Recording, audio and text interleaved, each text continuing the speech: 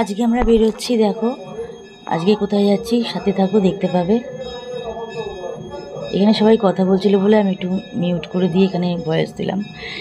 এই যে আমরা বেরোচ্ছি, এবার আমাদের যাত্রা হলো শুরু। চলো দেখতে থাকো কোথায় যাই। বেরিয়ে পড়েছি। আমার এই জায়গাটা খুব ভালো লাগে, ওই জন্য যখন ভিডিও করি এই জায়গাটা একটু রাস্তাটা এইখানটা আমি ভিডিওটা করি। চারদিকে গাছপালা দিয়ে খুব ভালো লাগে আমার এই জায়গাটা। এখানটা একটুখানি ভিডিও করলাম, আর গাড়িতে গান চলছে বলে মিউট করে দিয়েছি। দেখো কত দূর যাই, কোথায় যাই দেখতে থাকো, ভিডিওটার সাথে থেকো। এই জায়গাটা একটু গ্রাম গ্রাম মতন তো, খুব ভালো লাগে।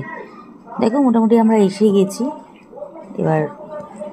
আমরা এবার জায়গাটাতে চলে এসেছি। দেখো দেখতে থাকো।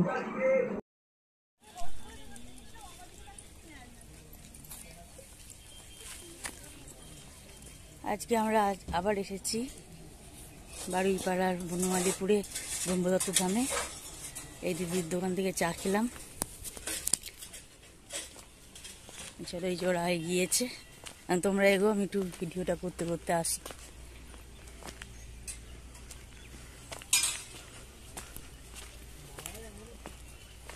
আজকে আমাদের গ্রুপ নয়, আজকে ফ্যামিলি সাথে এসেছি।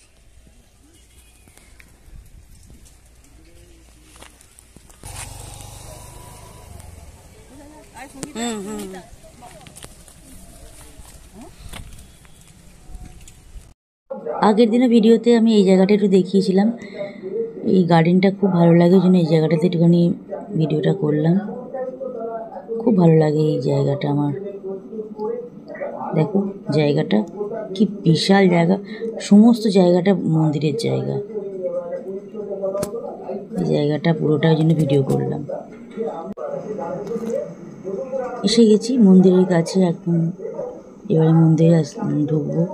মন্দিরে ঢোকার আগে এই রাস্তাটা অনেকটা,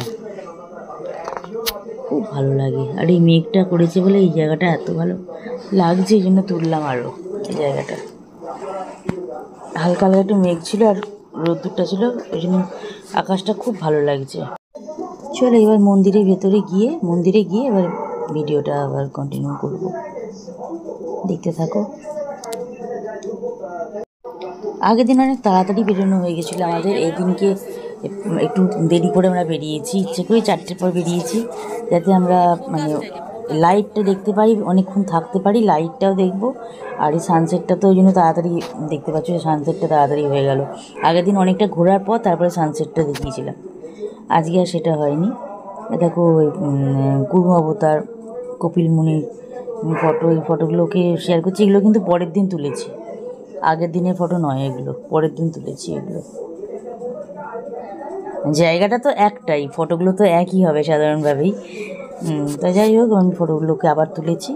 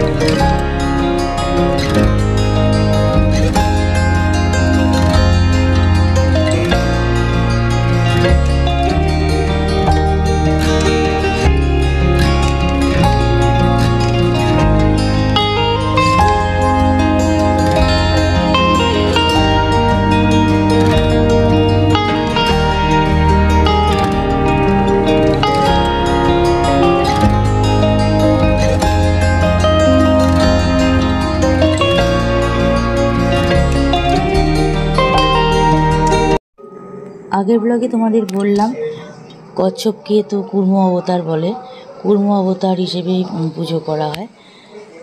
তাই জন্য এখানেতে কুর্ম অবতার হিসেবেই কচ্ছপ রয়েছে, পুজো করা হচ্ছে। খুব ভালো লাগে, তাই তোমাদের সাথে বারবার শেয়ার করছি। আগের দিনও শেয়ার করেছি, আজকেও শেয়ার করলাম। তো এখানে আমরা একটুখানি ঘোরাঘুরি করব, এখন ঠাকুর দেখব, তারপর অনেকটাই ঘোরাঘুরি করব। দেখো মন্দিরটা একটু শেয়ার করছি। আমরা এখানেতে বসেছিলাম, অনেকক্ষণ বসেছিলাম। তারপরে উঠে ছাদেতে গেলাম, ছাদ থেকে সানসেট দেখে তারপরে ওখানেতে টাইলস দিয়ে বেঞ্চ করা আছে, বেঞ্চে বসেছিলাম। বেঞ্চে বসে অনেকটা টাইম কাটালাম, খুব ভালো লাগে।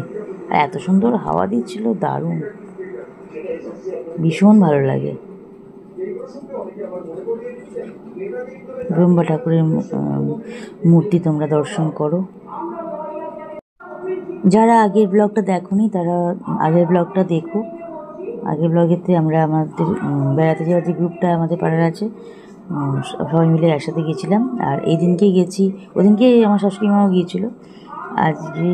আজকেও আমি, আমার হাজব্যান্ড, আমার শাশুড়ি মা আর ননদ আর ননদের ছোটো মেয়ে এসেছি, বড়ো মেয়ে আসতে পারেনি।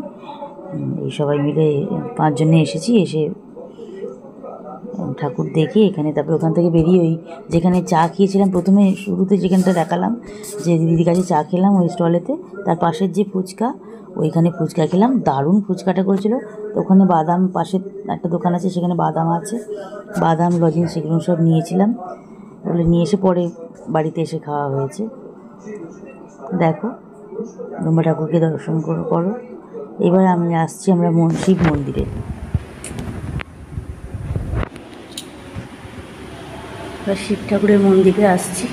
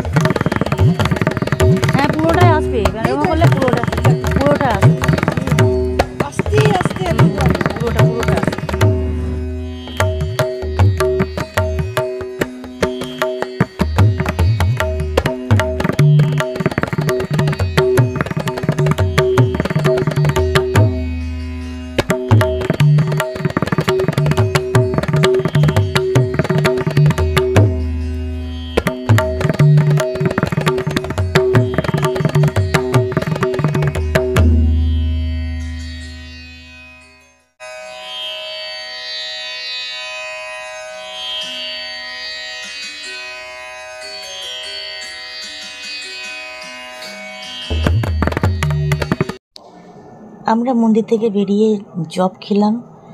বাড়িপাড়া রেলগেটটা ক্রস করলেই চপের দোকান খুব ভালো একটা আছে, ওখানে খেলাম চপ। তারপরে ফালুদা আইসক্রিম খেলাম, চা খেয়েছি।